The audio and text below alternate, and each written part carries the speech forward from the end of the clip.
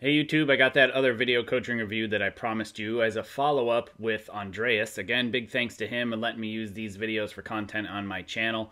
And basically, like I said before, it's just his progression and progress through working through form changes with me over the internet, like this in front of my computer. So if you're interested in checking out video coaching reviews, please head to my website, jkaminski.com.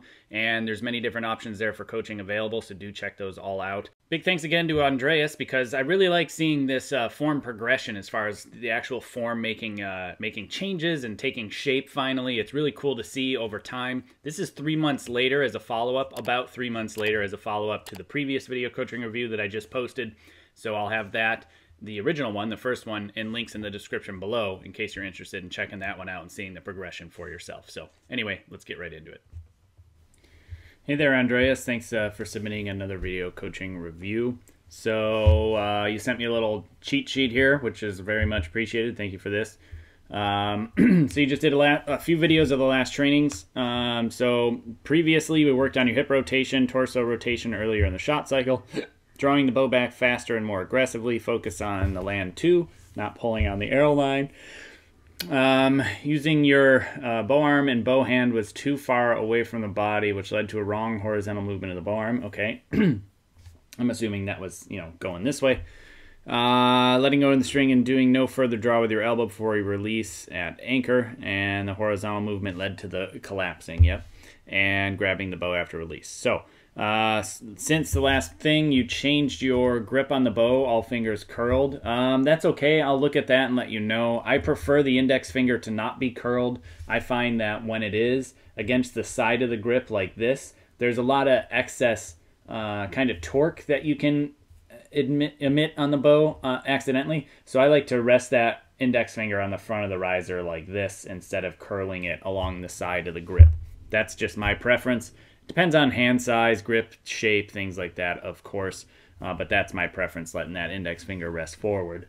All right, so you want to, basically, you want me to check in on those things above and let you know if they're okay or not, and give you a few points to work on your next video coaching review. And yeah, I'll definitely only hit the highlights and not go too much in depth, and just make sure that we get you as much on the right path as possible. So it looks like you sent me 3 videos and then another one that you just uploaded yesterday, so I'll check those both. So let's see here. We'll just start with some of the older ones.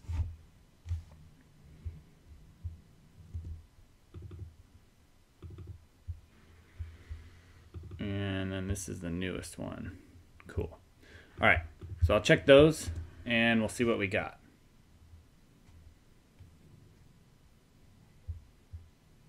Your drawing back is definitely a lot more aggressive, a lot faster. Body position's excellent. Anchor looks good. Follow through looks good. Bow arm movement looked a lot better.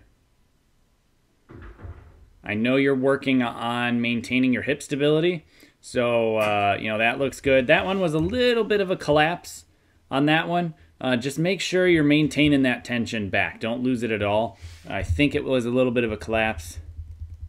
Yeah, maybe. Let's see.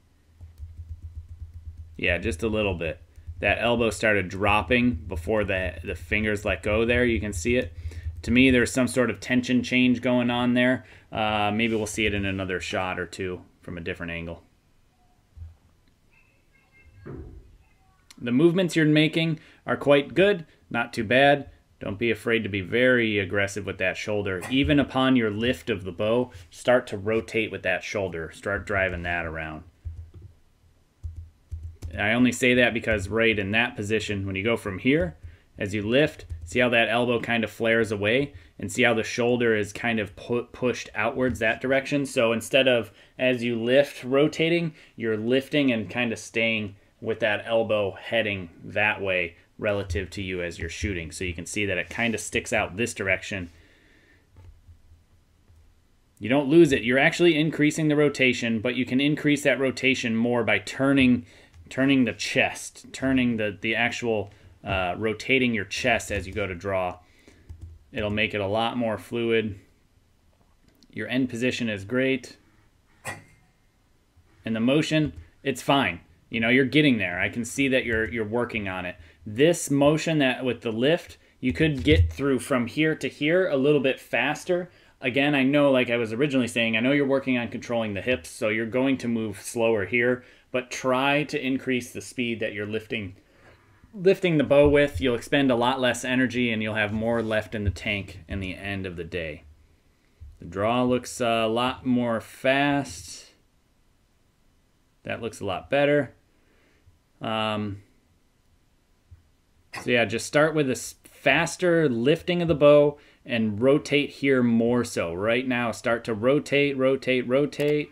It's better, but I think the next limiting factor is probably going to be how high you're in setup here. The hand going so high is building a lot of tension.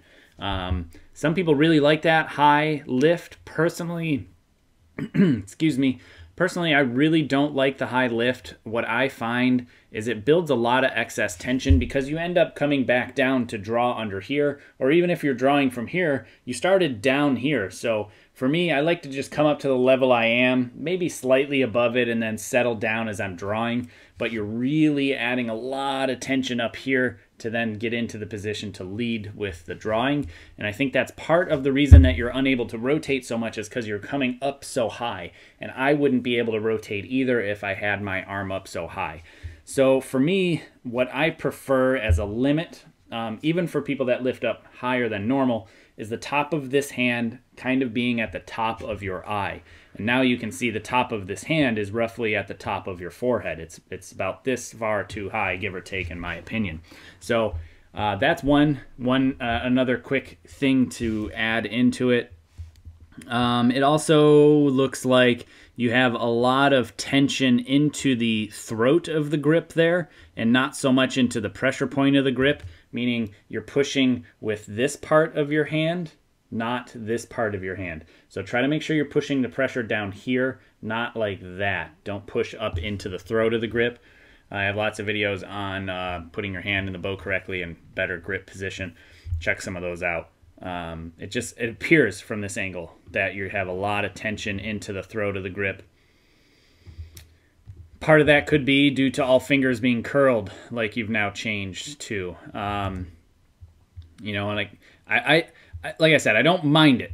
It looks like there's a lot of pressure, a lot of tension right here, and I don't want you to torque the bow and affect it unnecessarily.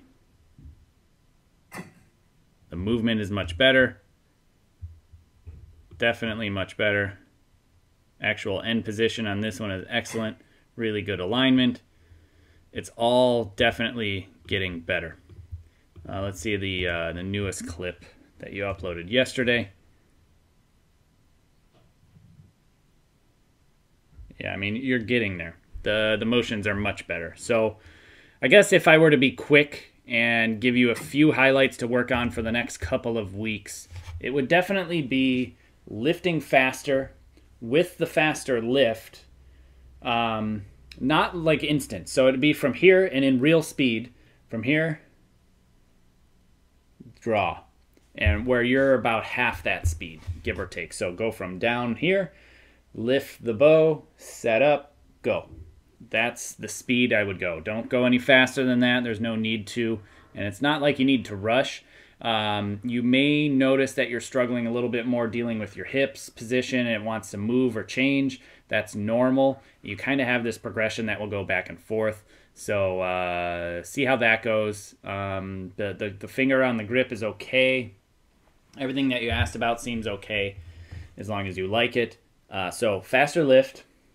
Potentially don't lift so high, so that way you can rotate more with a slightly lower setup position, meaning the rotation of the chest here. So lift faster, lower the hand, rotate more, lead with the shoulder. That's all good stuff so far. And then from there, I mean, there's not a lot that I would even worry about a ton. I think that the actual movements that you're making will get better. There's a little bit of uneasy, unnatural movement in the shoulder and in the elbow as you go to draw, because I can tell you're fighting for it. You're not quite comfortable with it, so with time that'll get better. I'd suggest just sticking with that. but with the added rotation and the lower hand, it will make all of that stuff much easier to deal with. That's really where I'd start. Again, you can watch the top of the hand coming up to the top of your head. I would come as high, no higher than that. So instead of having this excess height here to then settle down into here to then go to pull, just go right from here to here and bring this in tighter. You're burning a lot of excess fuel here by being in this outward position here as opposed to being more compact, more tight, more central. Everything, try to have more tension inside of your chest and less tension out on your arms. That'll be a big help. So if you have questions, don't hesitate to ask. Please shoot me an email or a message. Let me know. Otherwise, I think you're on the right path. It's good to do these follow-ups real quick.